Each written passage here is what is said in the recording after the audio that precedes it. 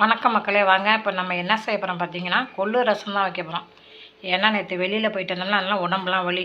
இந்த கொள்ளு ரசம் வச்சு சாப்பிட்டோம்னா உடம்பு வலி சரியாக போகும் பாருங்கள். இந்த கொள்ளு எடுத்துருக்கோம் பாருங்கள், இதை வந்து ட்ரை ரோஸ்ட் பண்ணிக்கணும். அதுக்கு தேவையான பொருள் வந்து மிளகு, ஜீரகம், ஒரு கொட்டை புளி, 2 பட்டை மிளகா, பூண்டு எடுத்து வச்சுருக்கேன். வெங்காயத்தூள் போட்டுக்கலாம், தேவையான போட்டுக்கலாம். இப்போ இதை என்ன பண்ணுவோம், வறுத்துக்குவோம். வாங்க,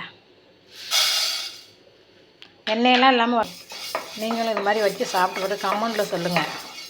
அதில் சேர்த்துக்குவோம் பாருங்கள் வறுத்ததெல்லாம். இப்போ அரைச்சிக்க வேண்டிய உப்பு சேர்த்துக்குவோம். இப்போ அரைச்ச கொள்ளை கரைச்சி விட்டுக்குவோம்.